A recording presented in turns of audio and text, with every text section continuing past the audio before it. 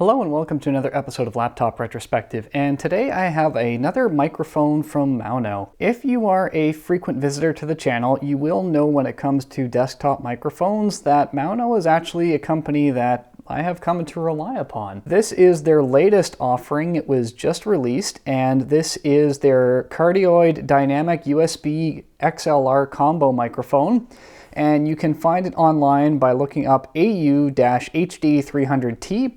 And this is for their tabletop model, but they also have a boom model available as well. So if you like the configuration but would rather have it in a boom, you can get that. So let's talk about what this thing is and why I might suggest to you that this is actually the Swiss Army knife of microphones. As you can tell, on the box it comes with a variety of different pieces, but the microphone itself I think is probably one of the most interesting things. So let's unbox it and talk about it.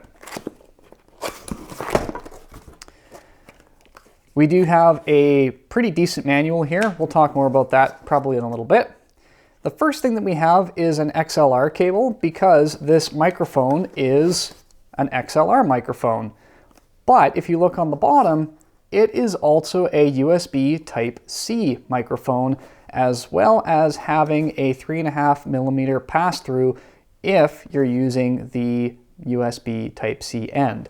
So this makes it interesting in the sense that you can use it with a more traditional soundboard setup if you have one, or if you just need USB, it's there as well, and then you have inline monitoring with the 3.5mm headphone jack. Apparently you can use both of those at once. I have no idea why you would need to do that, but the fact that it is possible is pretty cool. On the front we have some excellent controls for on and off, and we do have an indicator light under here, and we have some tactile up and down buttons for volume. If we continue to unpack, we've got this little piece here, which is for the pop filter. We have this component here for the stand. And then underneath the foam, we have our USB Type A to Type C connector. We have our shock mount, the pop filter.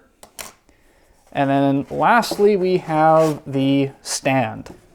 So just give me one moment and I am going to quickly assemble all of these pieces.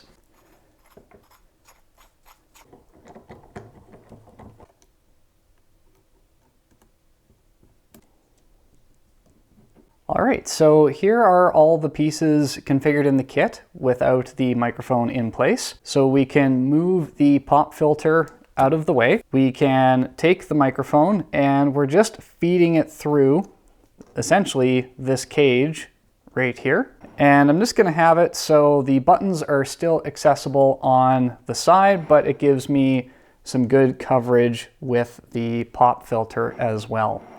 So that's what the setup could potentially look like for you. Again, on and off is visible. And again, you could adjust that to have it pretty much exactly how you want it.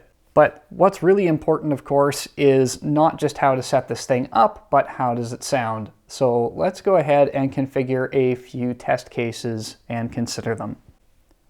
All right, we've got it plugged in there and we have a blue indicator light indicating, of course, that it is turned on. And just off screen, I have a computer set up. It detects it as microphone USB/XLR dynamic mic, which is a pretty accurate description of what we've got plugged in there. So let's position this and see how a recording sounds. I'm going to be aiming this directly at my face. So here's me talking into the microphone directly. This is a comfortable distance, approximately a foot away from my face.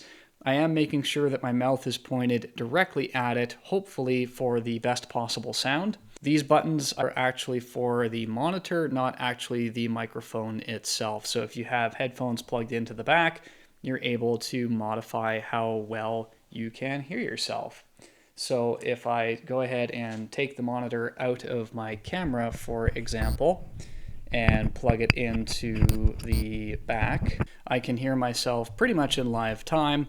And if I turn that all the way down, I can barely hear myself. So this is only for the monitor component. It does not actually control the volume out of the microphone itself, but it does give you a good idea of what you're going to sound like So that can be very, very helpful if you don't have live monitoring using another method. This is the XLR on the right running through this board, and then I have USB Type-C running here at the same time. As you can see, it's outputting to Audacity just fine on both of them. Again, I have no idea why you'd want to use this feature, but the fact that it's there means that you can pretty much hook this up in any environment. I think that's what really makes it the Swiss Army knife of microphones. If you need the pop filter, it's there. If you don't, you can just move it off to the side and just turn the set screw, and it will stay out of the way. You can obviously take this out of the shock mount and use it like a regular microphone. You have a lot of options, and the fact that it uses standard screw mounts means that you can do pretty much whatever it is that you need to do with it. If you need a microphone and you need it to do a lot of different things in a lot of different settings, most of them either standing, maybe in a booth or on a desk, this has a lot to offer, especially at the price point. If you are curious about picking one of these up, I will leave links in the description down below. Once again, I want to give a shout out to Maono for sending this microphone for testing. I do want to make it very, very clear that I'm not being paid for my opinion. However, this was provided at no cost to me to do this review. If you have any questions about this microphone, please feel free to leave them in the comment section down below there. And if you like this sort of content and would like to see more, I am going to encourage you to do the big four. Please like the video, share, subscribe, and hit that notification bell. So the next time that I get to play around with a microphone or anything else that requires multiple ThinkPads, you'll be the first to know about it. Thank you so much, and I will see you next time.